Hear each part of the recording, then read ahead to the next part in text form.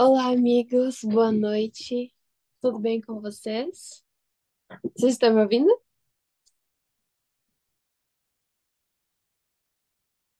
Estão me ouvindo certinho? Então, né? Ótimo. Boa noite a todos, então. Sejam todos bem-vindos a mais um estudo e que a presença de Deus possa estar em nosso meio. Algum de vocês tem algum pedido especial de oração, algo que gostaria de compartilhar antes de nós fazermos uma oração para iniciar o estudo? Eu gostaria de pedir que orem pela saúde da minha avó. Pela sua avó. Qual é o nome da sua avó, Helena? Maria Edith. Maria Edith. Mais alguém?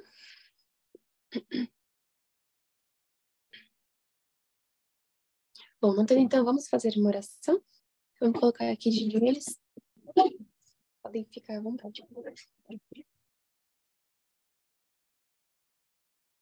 Querido e maravilhoso Deus e bondoso Pai, obrigada, Senhor, por podermos estar aqui novamente para estudarmos, para compartilharmos o que aprendemos dos escritos inspirados.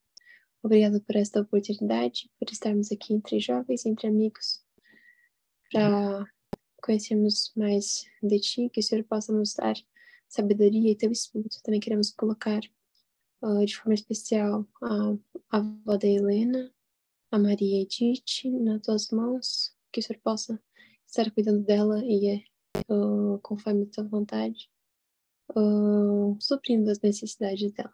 Por favor, se faça presente aqui conosco no estudo. Essas bênçãos nós te pedimos, em nome de Jesus, amém.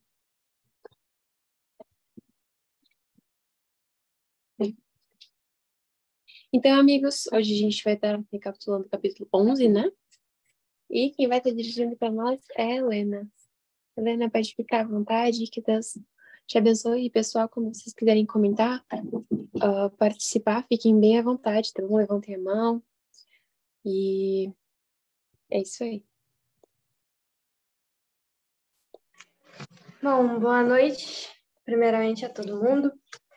E agradeço a oportunidade de estar contribuindo aqui no nosso estudo. O nosso capítulo vai falar sobre os enganos satânicos nos últimos dias. Eu achei interessante que nesse capítulo ela vai trabalhar todos os pontos e todas as formas com que Satanás vai tentar enganar as pessoas e, se possível, até os próprios eleitos. E eu achei muito interessante que ela repete muito falando da sutileza do engano, da contrafação da verdade. E achei interessante como que eu posso falar, né? Esses nomes que ela dá para aquilo que irá acontecer muito em breve. E o primeiro subtítulo vai falar sobre o disfarce do cristianismo, que diz assim: aproximamo-nos do fim da história terrestre e Satanás está trabalhando como nunca antes. Ele está procurando atuar como dirigente do mundo cristão, com uma intensidade que é incrível. Está agindo com seus enganosos prodígios. Satanás é representado andando em derredor, como um leão que ruge procurando alguém para devorar. Deseja envolver o mundo inteiro em sua confederação, ocultando sua perversidade sob o disfarce do cristianismo. Ele assume os atributos de um cristão e alega ser o próprio Cristo.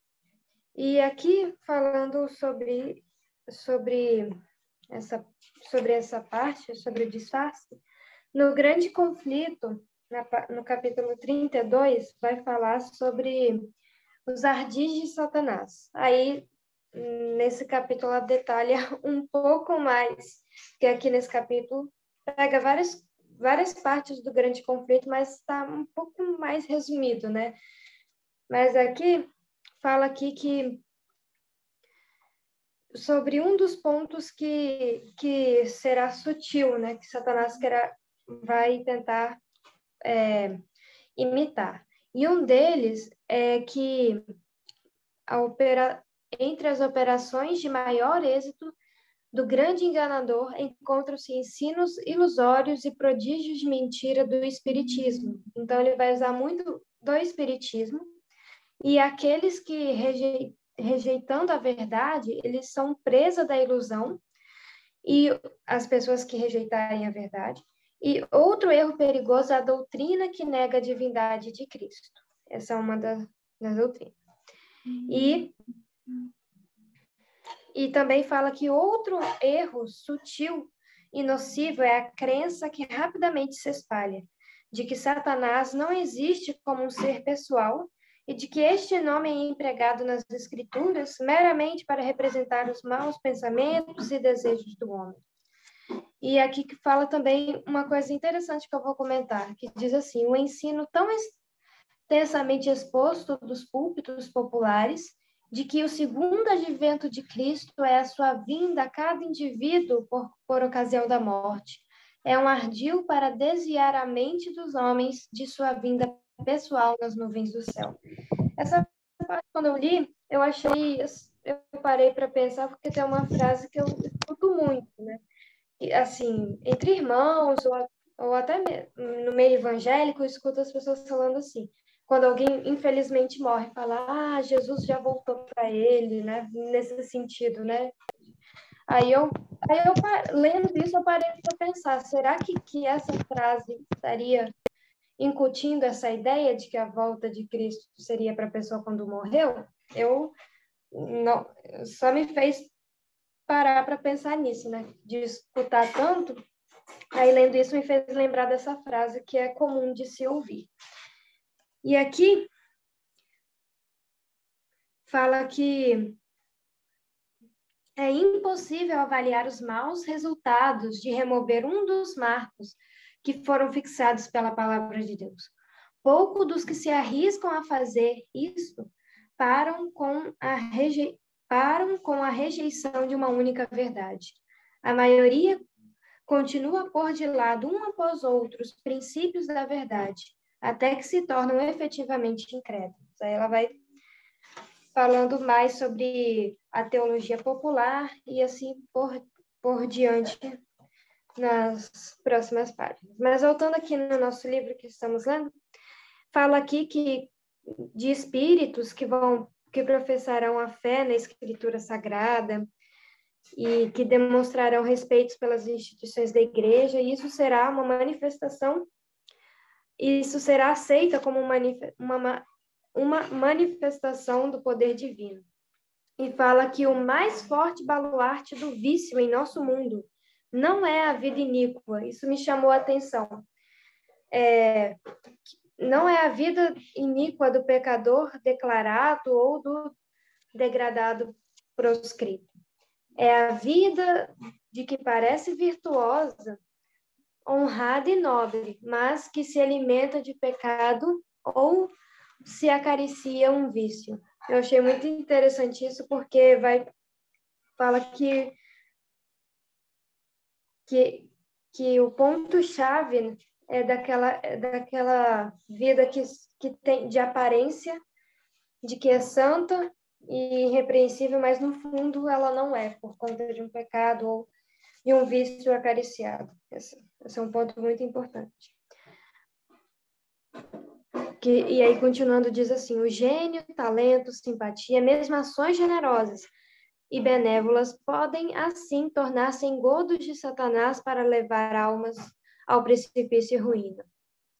E aqui, no próximo subtítulo, vai falar sobre até mesmo na Igreja Adventista, que fala que nós devemos temer muito mais de dentro do que de fora, porque o de dentro vai ser algo mais sutil, vai usar, posso dar o exemplo, né, de que nos discursos podem usar até textos no espírito de profecia, ou até mesmo a Bíblia, de uma forma que nós podemos até ser levados a acreditar, a entender de tal forma, por conta de do discurso ser bem sutil e usar textos que nós conhecemos e lemos, mas que, na verdade, está sendo aplicado e levando a um erro, né? Não aquilo que está escrito na palavra de Deus, mesmo que esteja escrito, mas sendo dando uma interpretação errada para o texto e também o contexto em que é aplicado. E aqui fala que os incrédulos têm o direito de esperar que os que professam observar os mandamentos de Deus e ter a fé de Jesus façam muito mais que qualquer outra classe para promover e honrar, mediante sua vida coerente, seu exemplo piedoso, sua influência ativa, a causa que representam. E aqui ela vai falar que o que acaba não sendo efetivo, que isso aconteça, que os incrédulos têm direito de ver aquilo que nós professamos e o efeito daquilo na nossa vida, fala que a incredulidade com que se contemporiza as dúvidas expressas e as sombras acariciadas animam a presença dos anjos maus e abrem o caminho para a execução dos ardis de Satanás, ou seja, aquilo que nós dizemos professar, não fizer diferença na nossa vida e ao contrário, ter a incredulidade, a dúvida e a sombra, isso vai acabar sendo um campo fértil para Satanás atuar e fazer a obra dele. E no próximo parágrafo vai falar sobre os espíritos que vão contradizer as escrituras e principalmente fala que nós, da verdade presente, nós precisamos alcançar a completa compreensão da verdade presente, a qual serão obrigados a sustentar pelas escrituras. Precisam compreender os estados dos mortos, pois os espíritos de demônios lhes aparecerão pretendendo ser amigos, parentes e parentes amados. Então, isso é muito importante nós termos em mente. E fala que também vão personificar apóstolos, e aí vão falar que aquilo que eles escreveram não era bem assim, né? Agora eles têm uma nova compreensão, então tem que ter muito cuidado. E aqui fala que há dois grandes erros, a imortalidade da alma e a santidade do domingo, que eles vão estar falando, né, os demônios que vão estar personificando os apóstolos ou até mesmo os pioneiros e essas pessoas importantes, né, que nós conhecemos. E aqui fala que um consolo para nós, mas apesar de tudo isso que acontecerá, fala que o povo de Deus não será desencaminhado. Os ensinos desse falso Cristo não estão de acordo com as Escrituras. Sua bênção é pronunciada sobre os adoradores da besta e de sua imagem. A mesma classe sobre a qual a Bíblia declara que a ira de Deus sem mistura será derramada. No próximo subtítulo vai falar sobre os falsos reavivamentos e que ela fala que vai ter o verdadeiro reavivamento, mas o inimigo, ele deseja estorvar esta obra. Aquilo que deveria ser o verdadeiro, ele vai tentar mudar, e antes que chegue o tempo para tal movimento, ele está trabalhando para isso. E esforçar-se-á para impedi-la, introduzindo uma contrafação nas igrejas que puder colocar sob seu poder sedutor, e fará parecer que a bênção especial de Deus foi derramada, e manifestar-se-á o que será considerado como grande interesse religioso. E que, à luz da palavra de Deus, não é difícil determinar a natureza destes movimentos. Onde quer que os homens negligenciem o testemunho da Escritura Sagrada, desviando-se das verdades claras que servem para provar a alma e que exigem renúncia de si mesmo e a do mundo, podemos estar certos de que ali não outorgada era a bênção de Deus. O próximo subtítulo vai falar sobre a música, como que ela vai ser usada como um laço para poder pegar a muitos que estão descuidados. E fala que a música, ela choca os sentidos, né? A música que é usada de forma errada e aquilo que deveria ser dirigido corretamente, que seria uma bênção, acaba se tornando uma maldição, e que não devemos dar lugar a essas estranhas tensões mentais que afastam a verdade, que afastam, na verdade, a mente das profundas atuações do Espírito Santo. A obra de Deus sempre se caracteriza pela calma e dignidade. E aqui vai falar também sobre o falso falar em línguas.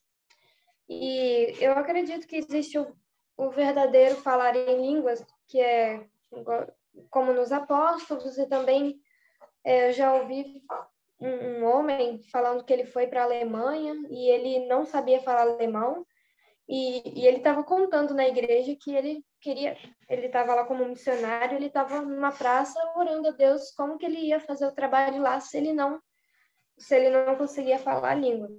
Aí ele conta que ele encontrou uma mulher que era professora, e aí ele começou a falar em alemão para ela, pedindo para que ela ensinasse alemão para ele. Aí ela falou, não, você já fala alemão perfeitamente. Então, Deus usou ele de uma forma lá que ele conseguiu se comunicar e fazer a obra. Mas também há o falso falar em línguas, que seria... eu já ouvi uma pessoa explicando que seria o tentar falar em línguas, mas é uma embolação que ninguém entende nada, com palavras que não existem, né? Então, haverá essa contrafação também. E aqui fala que as mais proveitosas reuniões as reuniões para o bem espiritual são os que se caracterizam pela solenidade e o profundo exame do coração, cada um procurando conhecer-se a si mesmo, e com sinceridade e profunda humildade, buscando aprender de Cristo.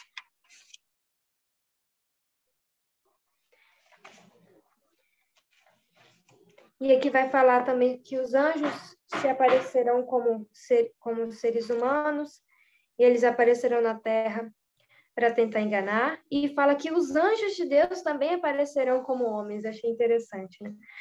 E usarão todos os meios ao seu alcance para frustrar os desígnios do inimigo.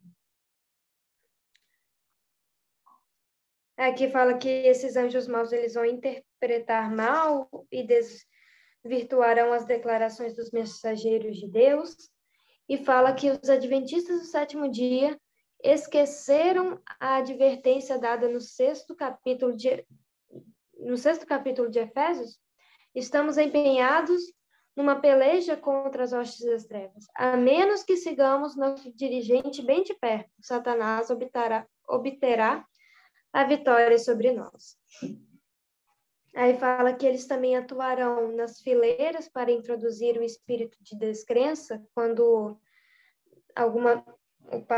o pastor ou o irmão vai levar uma mensagem. Eu li isso em grande conflito, aqui no capítulo 32, que ele sabe o que o pregador, o que a pessoa que foi escolhida vai falar, o assunto, e sabendo disso, ele vai fazer de tudo para poder que aquilo que as pessoas precisam ouvir sobre o mesmo ponto, sobre o mesmo tema, ele vai fazer de tudo para que a pessoa não escute ou fique com a mente não prestando atenção.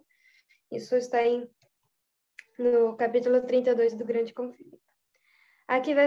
Aí no próximo capítulo, próximo subtítulo, vai falar sobre a personificação dos mortos, que, mais uma vez, né, vai falar que os anjos maus vão né, se personificar em pessoas, e aí me fez lembrar de Eclesiastes 9:5, né, porque os vivos sabem que hão de morrer, mas os mortos não sabem coisa alguma, né, me fez lembrar esse texto. E também diz assim, que muitos serão defrontados por espíritos de demônios personificados em parentes ou amigos queridos, e declarando as mais perigosas heresias. Estes visitantes apelarão para os nossos mais ternos sentimentos de simpatia, efetuando prodígios para apoiarem suas pretensões.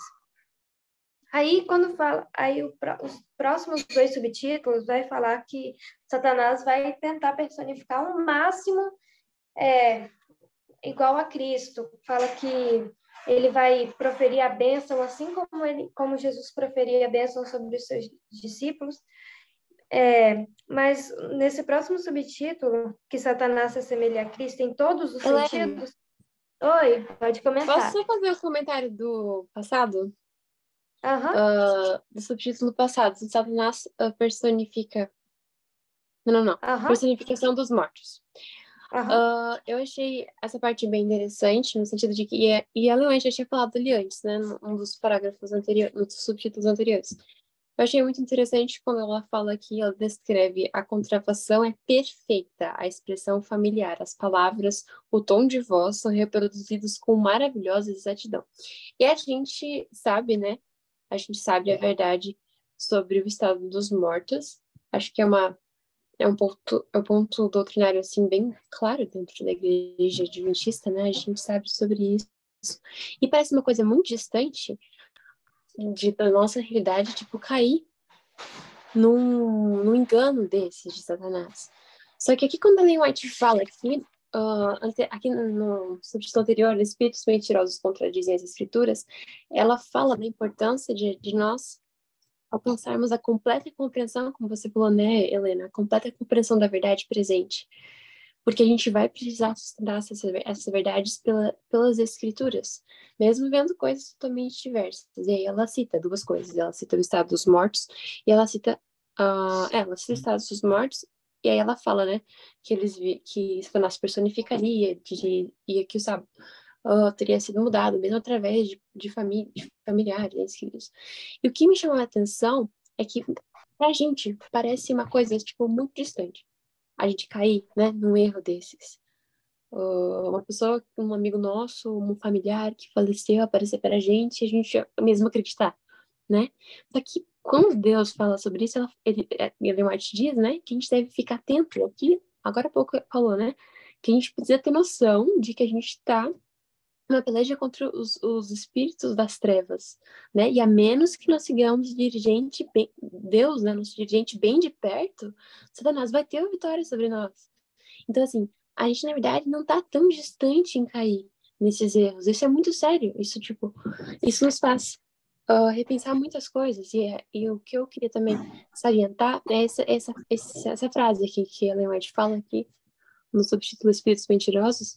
Ela diz: os santos precisam alcançar completa compreensão da verdade presente, a qual serão obrigados a sustentar pelas escrituras. Isso é muito sério. Eu estava estudando semana passada e até falei na igreja sobre isso, sobre a questão de nós estudarmos por nós mesmos. E isso, assim, é muito sério, é muito solene. Assim, e é indispensável que a gente, por exemplo, faça estudos sistemáticos por nós mesmos, porque o que acontece? Há diversas doutrinas, né, na nossa igreja e tal, que a gente sabe e tal, a gente ouve sermões bons mesmo, né, não dentro da igreja, a gente estuda, ouve de outros, mas e a nossa sistematização das nossas crenças? E quando eu mesma preciso dessa experiência, eu ir lá, eu estudar a Bíblia, separar os textos, pegar os livros de Ellen White sobre aquele assunto específico, separar os textos, ter esse entendimento por mim mesma, porque isso é completamente diferente do que quando a gente simplesmente ouve, né? E isso, na verdade, é o que nos segura na fé, né?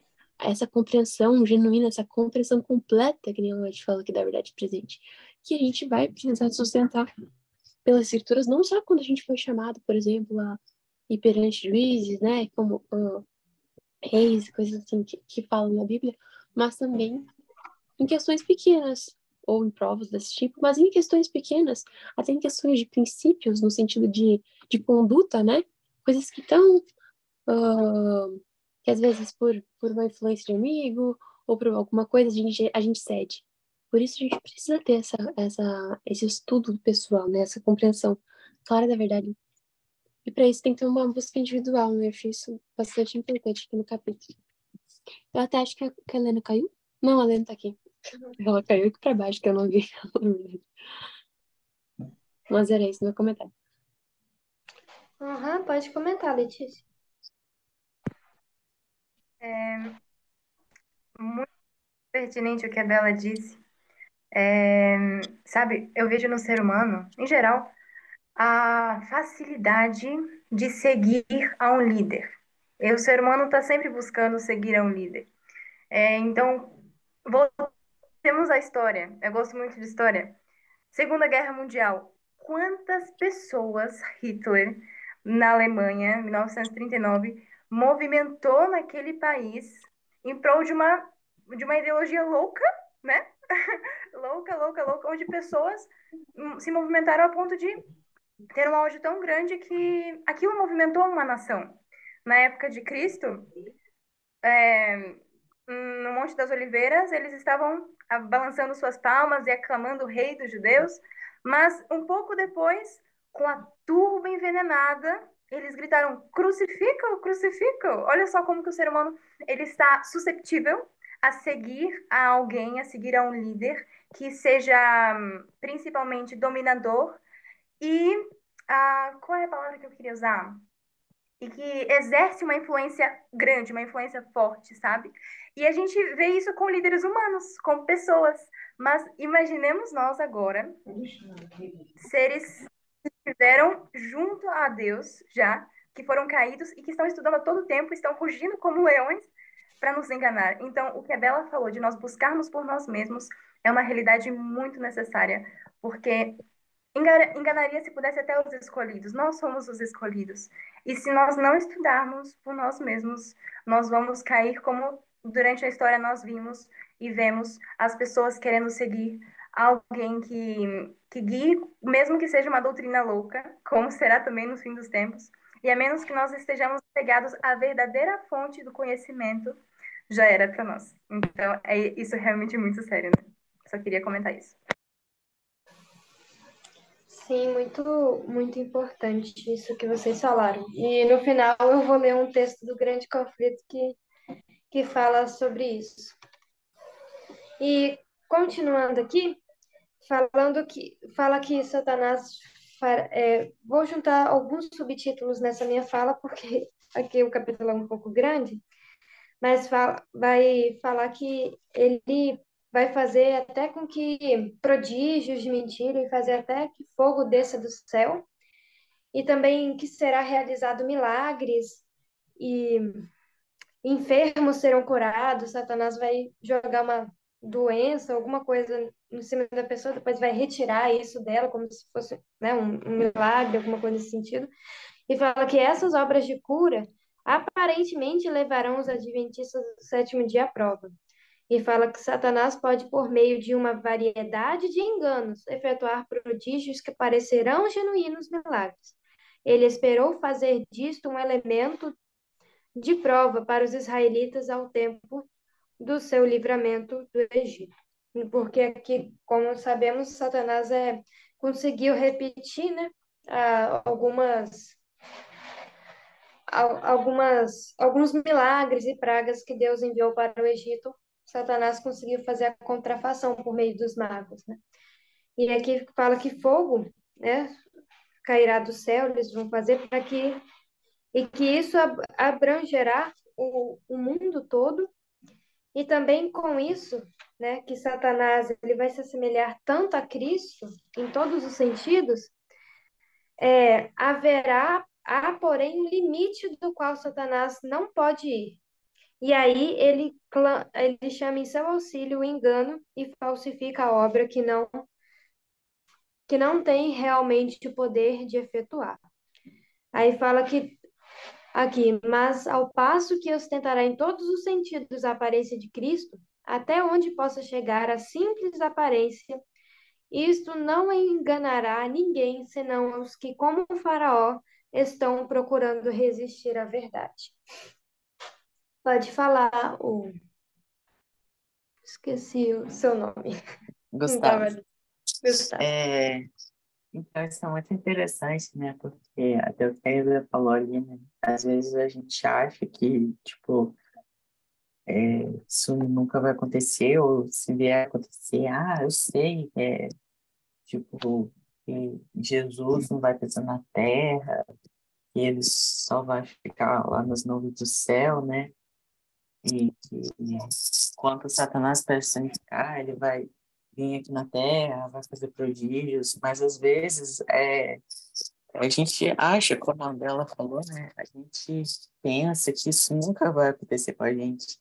Só que a gente precisa estar ligado com essas coisas, né? Com a palavra de Deus e com a verdadeira fonte, né? De todo o conhecimento, de toda a vida. Porque, como falou aqui no começo, né, do livro, né? Que as suas, ele manifestará tão grande poder sobre a aparência do cristianismo, que, se possível for, enganaria até os escolhidos. Então, até aquelas pessoas assim, nossa, ela é tão é, consagrada, tão fiel, às vezes aquela pessoa ali pode cair, assim. Então, é uma coisa que eles estar bastante alerta, assim, de buscar no conhecimento, né? Isso é muito sério, né? É muito importante para a nossa vida. Oh, uma outra coisinha dentro disso que eu achei interessante é quando que fala sobre a personificação de Cristo, né? Quando Satanás personifica Cristo, às vezes a gente pensa que é. Mas assim, uma descrição tão grande aqui de Ellen White que me parece algo muito grandioso acontecendo no mundo. Não é uma coisa pontual que acontece, Satanás aparece ali, né, em forma de Jesus.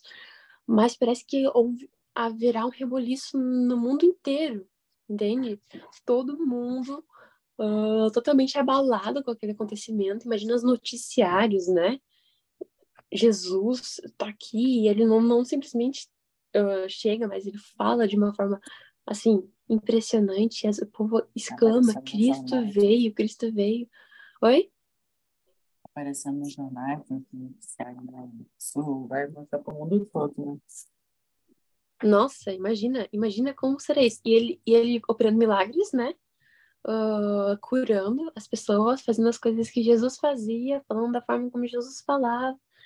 E aí ele pega e fala que o sábado foi mudado. E aí? E aí teve uma hora que eu não sei agora onde tá, mas que diz que é o mais fascinante e bem-sucedido engano de Satanás, né? E aí tem a hora que a Ellen White fala, e agora, o que que a gente vai fazer? O que que nós devemos fazer, né? Ela fala que a gente precisa falar que Jesus já tinha nos acautelado contra esse engano, né? E assim, na verdade, parece que isso vai ser muito difícil, vai ser um peso tremendo de todo mundo, né? Contra isso. E aqui, agora não lembro onde tá, deixa eu ver aqui. Tem uma hora que. Aqui. Ellen White diz assim: nessa época aparecerá o anticristo como Cristo verdadeiro. Então a lei de Deus será anulada completamente entre as nações do mundo, porque ele fala que a lei dele, né? Não vale mais, que o sábado foi abolido, agora é o domingo. E aí fala: alcançará seu ponto mais alto a rebelião contra a santa lei de Deus. Vai ser quando Satanás vier. E vai estar enganando o mundo inteiro, né? Então isso vai ser um engano fortíssimo, né? Contra. Por isso a importância de nós, mesmo hoje, darmos, né, as três mensagens evangélicas, toda a verdade que a gente precisa anunciar ao mundo, e também essas questões quanto ao fim dos tempos, né? Falar sobre o anticristo, né? Como isso é importante também, porque muitos serão enganados, né? Porque vai ser realmente muito, muito impactante, né? Essa personificação de Cristo. Verdade. No próximo subtítulo vai falar que Satanás vai dar a impressão que ele vai ouvir as orações dos santos. E aqui fala assim que os santos observam o que se passa com a estupefação. Eles também serão enganados? Adorarão a Satanás? Há anjos de Deus ao seu redor. É ouvida uma voz clara, firme e musical dizendo: olhai para cima. Aqueles que oravam tinham um só objetivo, a salvação final e eterna de sua alma. Este objetivo estava constantemente diante deles. A vida imortal prometida aos que perseveram até o fim. Oh, quão sinceros e fervorosos tinham sido os seus anseios! O juízo e a eternidade estavam à vista. Pela fé, os seus olhos estavam cravados no trono resplandecente, perante o qual terão de comparecer as pessoas vestidas de branco. Isto os impedia de condescenderem com o pecado.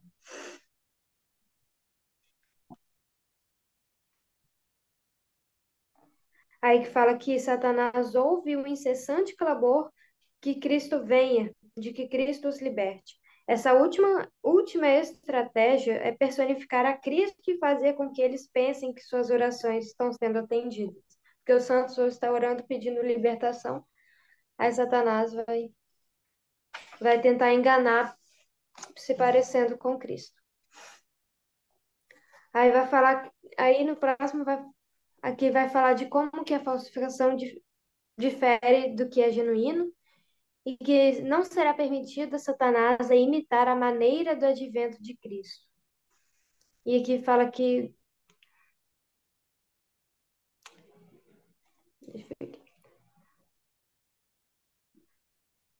que havemos de fazer? Dizer-lhes que Cristo nos acautelou contra semelhante adversário, o qual é o pior inimigo do homem, mas afirma ser Deus. E que quando se der o aparecimento de Cristo, isso será com poder e grande glória, acompanhado por miríades e miríades de anjos, e que quando ele vier, lhe reconheceremos a voz. Aqui vai falar que também que haverá um grande ponto de diferença, que vai ser notável, é que Satanás apartará as pessoas da lei de Deus e imitará tão bem a justiça que, se fosse possível, enganaria os próprios eleitos. Cabeças coroadas, presidentes e governantes em altos postos curvar-se-ão ante suas falsas teorias. Aí aqui vai falar que fará milagres, fogo cairá do céu, e Satanás será adorado, vão deificar Satanás, né, em forma de Cristo.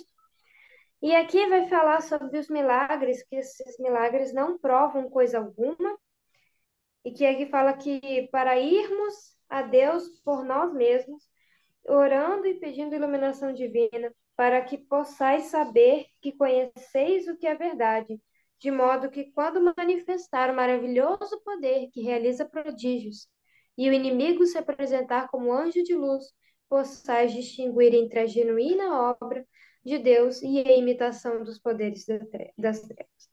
O povo de Deus não encontrará sua segurança na operação de milagres, pois Satanás imitará os milagres que forem operados.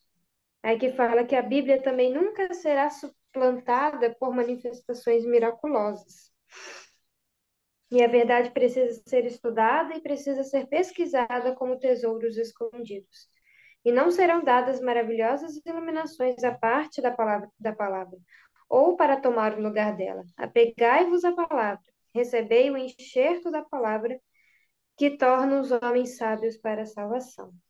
Aí que tem uma nota de rodapé, fala que os milagres acompanharão o ministério do povo de Deus sob o alto clamor. Eles não terão, porém, a significação que tiveram no tempo de Cristo.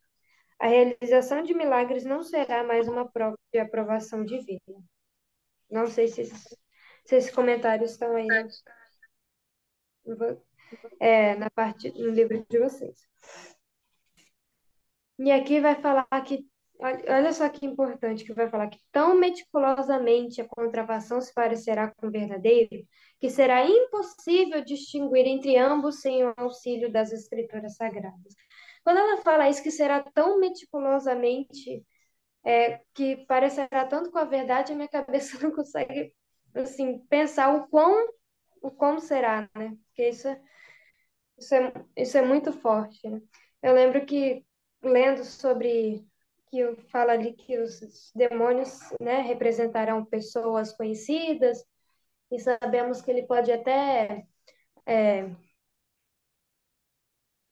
se personificar dos pioneiros, da profetisa e tudo mais. Aí me fez uma pergunta assim, que não tem resposta, mas assim, no sentido assim, se sabemos que alguns pioneiros que até cita o Espírito de Profecia que vão estar salvos, né? Guilherme Miller, Ellen White, e aí tem outros dois que eu não estou lembrando o nome que cita. Aí me fez pensar assim, olha, se eles vão ressuscitar na primeira ressurreição, eles vão estar com o corpo glorificado. E me fez lembrar assim, será que eles vão personificar com a roupa que eles foram enterrados? Não sei, é uma coisa que apareceu na minha mente. Aí minha mãe falou assim, olha, ele pode personificar com um aspecto mais jovial, com um brilho, alguma coisa assim nesse sentido. Só foi uma reflexão por conta da personificação que veio à mente, mas precisamos nos apegar à palavra de Deus. E aqui fala que há necessidade agora de homens e mulheres que trabalhem com diligência buscando a salvação de almas. E precisamos estar bem firmes. E aqui na página 528 do Grande Conflito fala assim: Satanás pode apresentar uma contrafação tão parecida com a verdade que engane aos que estão dispostos a serem enganados, aos que desejam excluir a abnegação e o sacrifício exigido pela verdade. Impossível lhe é, porém, reter sob seu poder uma só alma, que sinceramente deseje conhecer a verdade, custe o que custar. Aí fala também que o Senhor permite que o seu povo seja submetido à atroz prova da tentação, não porque tenha prazer em sua aflição e angústia, mas porque tal operação é indispensável à sua vitória final. E que toda tentação, toda influência adversa, quer manifesta, quer secreta, pode com êxito ser vencida, não por força e nem por violência, mas pelo meu espírito, diz o Senhor dos Exércitos. Aí, um aqui que eu quero terminar, para terminar, depois vocês podem comentar, diz assim, ó, que ninguém sem oração se encontra livre do perigo durante um dia ou uma hora que seja. Especialmente devemos rogar ao Senhor sabedoria para compreender a sua palavra. Ali estão revelados os estratagemas do tentador e os meios pelos quais se pode a ele resistir com êxito. Satanás é perito em citar as Escrituras, dando a sua própria interpretação às passagens pelas quais espera fazer-nos tropeçar. Devemos estudar a Bíblia com humildade de coração, nunca perdendo de vista nossa sujeição a Deus. Ao mesmo tempo em que nos devemos guardar constantemente contra os ardis de Satanás, cumpre com fé orar sempre, não nos deixe cair em tentação. Com esse texto eu termino o meu comentário.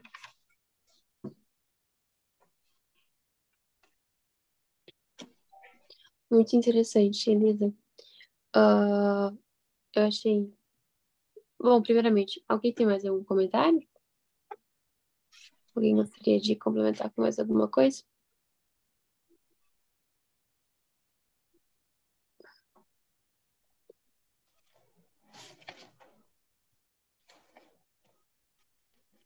Acho que não, né? Eu achei muito interessante essa última parte que fala a necessidade agora de homens e mulheres que trabalhem com diligência, buscando a salvação das pessoas. Pois Satanás, como poderoso general, tomou o campo. E neste último tempo, o que resta está trabalhando por todos os meios concebíveis para impedir que a luz de Deus chegue ao povo. Então, agora é o momento de a gente dar a mensagem às pessoas, né? E o trabalho de Satanás não é só enganar, mas impedir que a luz chegue. Então, ao mesmo tempo que a gente deve estar trabalhando para levá-los às pessoas, ele também vai estar trabalhando para impedir que elas recebam, né? Que elas entendam. Mas eu achei isso bastante forte, né? Bastante sério. Que realmente é uma guerra espiritual. Guerra entre os poderes das trevas, né? E as potestades da luz. Que Deus nos ajude.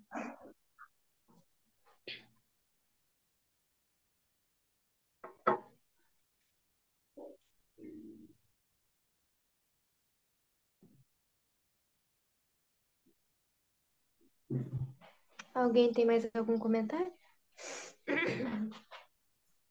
Amigos, não sei se vocês já pararam para notar, mas na época de Guilherme Miller, ele, entre 1840 e 1844, que foi justamente onde ele pregou a mensagem do primeiro anjo, dizendo que Jesus iria voltar no ano de 1844, ele teve uma grande oposição com os irmãos das igrejas evangélicas em um ponto em específico, que é muito importante a gente notar.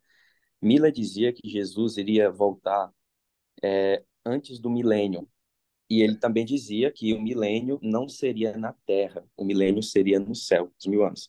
Ellen White teve alguns problemas com a igreja metodista, pois ao aceitar as ideias de Guilherme Miller, ela estava contradizendo um ensino muito popular na época dela, que era justamente do milênio na Terra.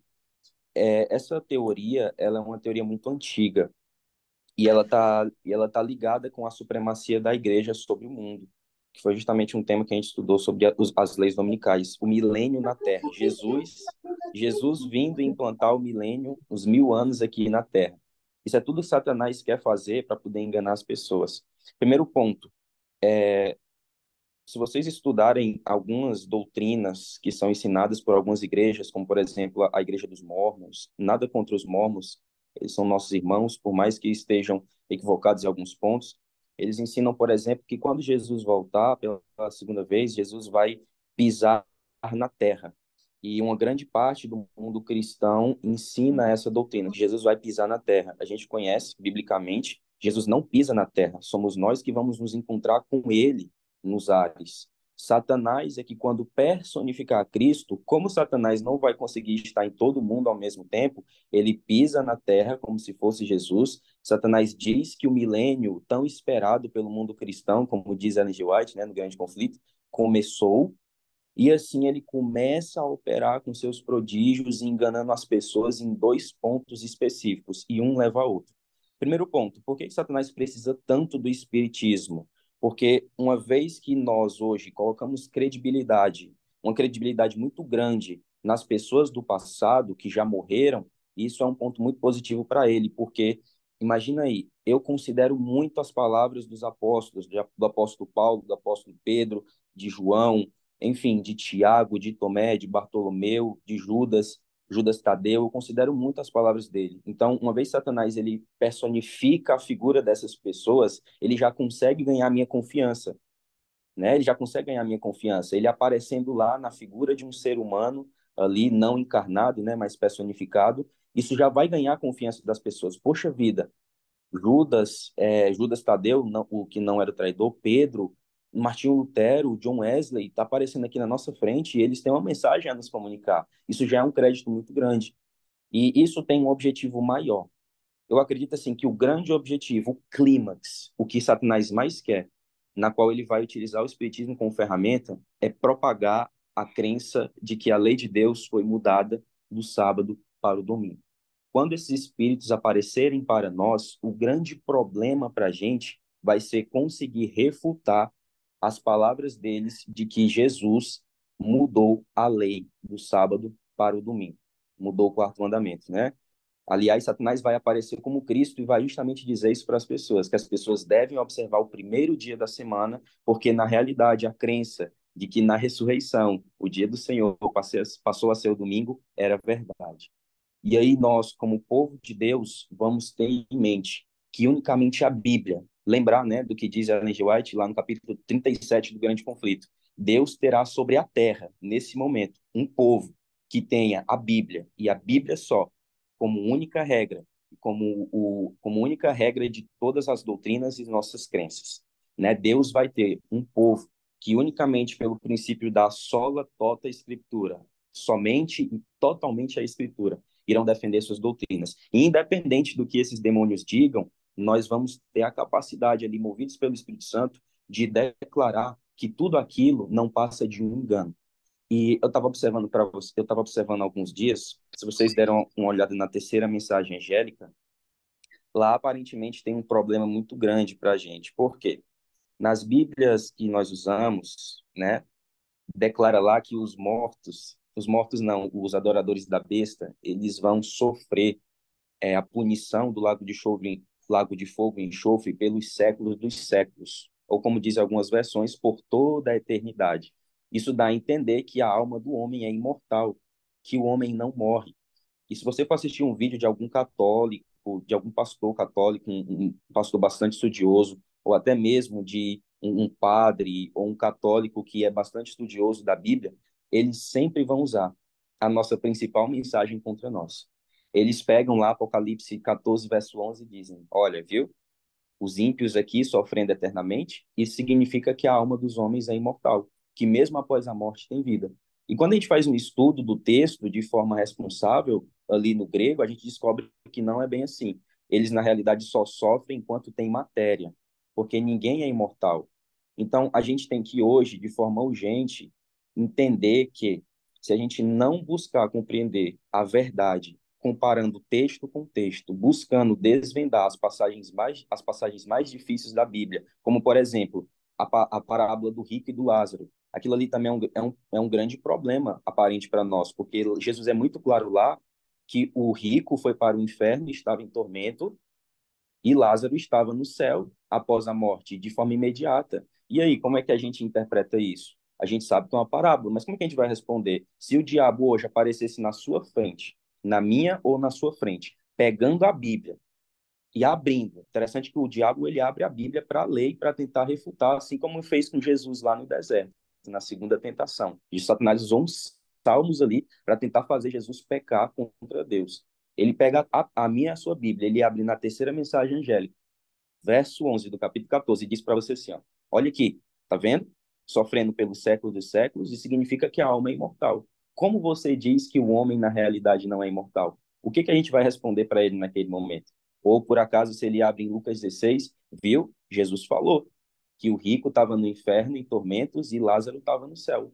Como é que você está dizendo que a alma do homem não é imortal? E a gente vai ter que responder com outras passagens bíblicas e explicando o que Jesus queria dizer ali e o que a terceira mensagem angélica quer dizer. Então, com isso, a gente vê a necessidade, a urgência de a gente se apegar à Bíblia e somente ela. Pois quando a gente for comparecer perante os tribunais ou responder perante os demônios, vai ser só a Bíblia. Você só vai ter a Bíblia e ela só. Então, a gente deve tomar o máximo, hoje, compromisso com ela. Fazer que nem os pioneiros, né? Ellen White declara, tem lá no livro A Igreja Remanescente, na página 20, ela declara que ela, o esposo dela, José Bates, Hyra Edison, Pai Pierce e vários outros, passavam o dia e a noite de joelhos, orando para que Deus derramasse luz sobre eles, para entender o que que havia acontecido ali em 1844 e qual era o rumo que eles deviam tomar. E somente com grande humilhação, com grande contrição de espírito e estudo da palavra, era que o Espírito Santo descia sobre Ellen White, ela tinha uma visão e o povo entendia aquela passagem da Bíblia que estava extremamente difícil de eles compreenderem. Por que com a gente seria diferente? Hoje em dia a gente mal pega a Bíblia para estudar. Não tem nenhum interesse em aprender o que é a verdade. Será que o Espírito vai descer sobre nós e nos explicar o como interpretar a Bíblia Sagrada de forma correta? Eu acredito assim que isso é um alarme muito grande para a gente revisar se estamos fazendo a Bíblia de nossa única regra de fé. Não adianta depositar em palavra humana, pois homens são infalíveis. Devemos aprender a verdade por nós mesmos, porque a gente vai ter que responder, cada um por si. Não vamos poder chamar o pastor, não vamos poder chamar o colega que estuda a Bíblia diariamente, não vamos. É cada um por si e Deus por todos. E unicamente pelo poder do Espírito a gente vai conseguir adquirir esse hábito, garantir esse empenho, essa dedicação, e vamos estar preparados para os últimos tempos. Jesus vai ser conhecido através da nossa vida, mas também através da exposição da palavra. E aí o Espírito Santo vai descer, melhor dizendo, o autoclamor vai começar e a obra vai ser concluída com grande êxito. Satanás vai ser desmascarado através dos servos de Deus. Mas lembrem-se, somente através dos fiéis, dos que fizeram a Bíblia sua regra de fé e seu melhor companheiro.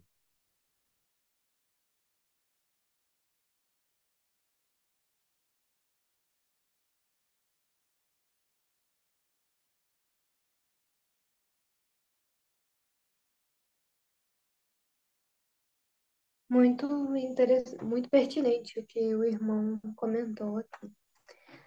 Alguém tem mais algum comentário?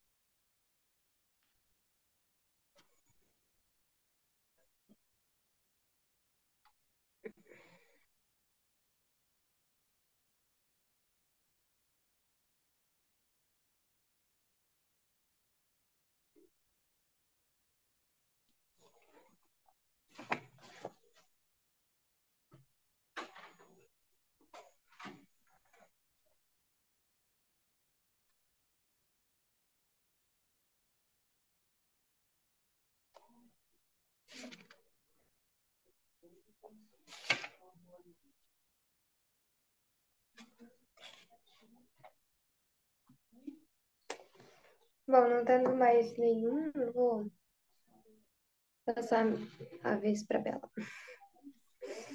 Você abre então para finalizar, Helena, por favor? Sim?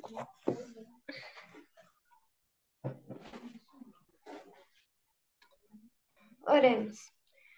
Querido Deus, amado Pai, queremos louvar e engrandecer o teu santo nome pela oportunidade que o Senhor nos concedeu de estudarmos juntos a tua palavra. Senhor, nós queremos que a tua palavra entre no homem interior, Senhor, e faça a transformação que o Senhor diz que ela faz na nossa mente, no nosso coração.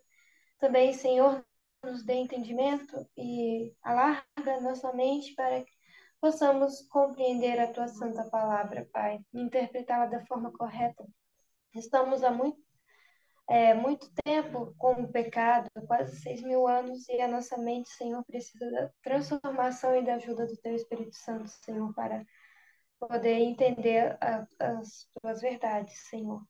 Pedimos a tua companhia e proteção nessa noite. Abençoe a cada um aqui e suas famílias. Pedimos isso não porque há mérito em nós, Senhor, mas pelos méritos de Cristo. Amém.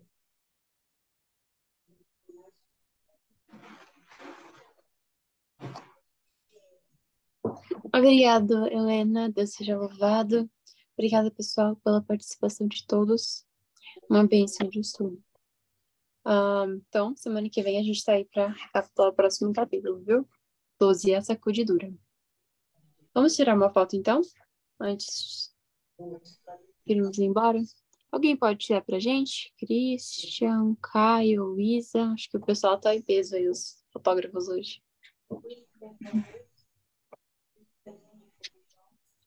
Pode falar um comentário rapidinho? Enquanto alguém fala que vai Claro, tirar? pode falar, Helena. É bem rapidinho. É que domingo a gente teve um encontro na igreja com um grupo que a gente estuda o mesmo livro, Eventos Finais, né? Só que estamos no capítulo 7. Aí, uma coisa que um irmão falou que me deixou muito assustada, né? Porque a gente está lendo aquela parte de vida no campo, e aí fala de médico em algumas escolas, né? E aí o irmão falou assim: olha, é um conselho, né? Deus sabe que muitas não vão conseguir e tudo mais. Aí ele falou: mas é um conselho de Deus, né? E todo conselho é bem-vindo. Aí eu fiquei pensando: é um conselho, mas tudo que vem de Deus é uma ordem, não é um conselho de amigo, né? Eu fiquei pensando assim. Igual um jovem que também falou isso no sábado, que eles estavam falando de assistir filme, de umas coisas lá que eles fazem nos jovens, aí eles estavam pensando, vão assistir na igreja. Aí eu falei, vocês não têm nenhum respeito, né? Pensando assim, para um local sagrado, vocês vão vir aqui para assistir filme? Aí eles falaram, olha, mas cinema também é recomendado que não vá. Aí eu pensei, daqui a pouco o sábado vai ser uma recomendação.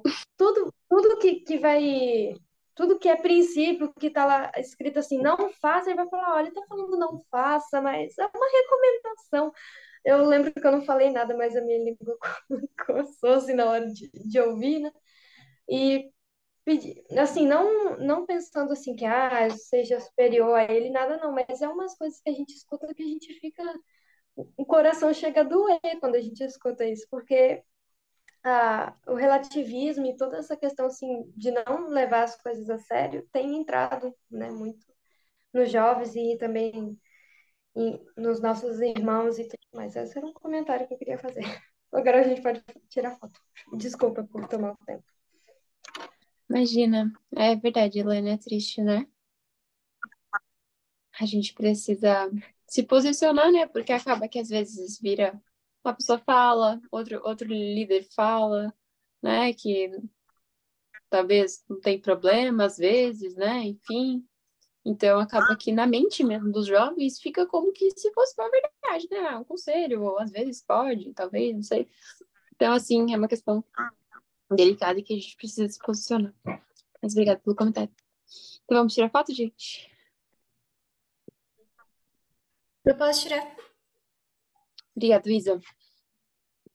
Peguem seus livros, liguem as câmeras.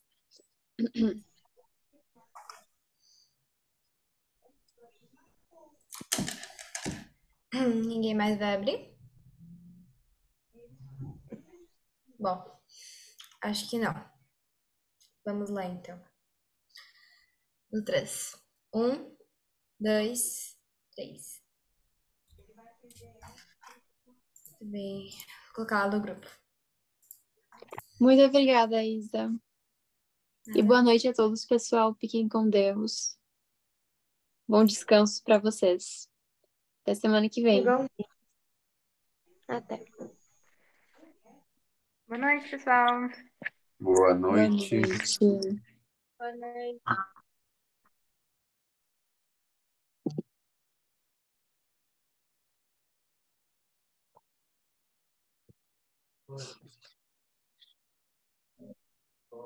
Boa noite. Boa noite, gente.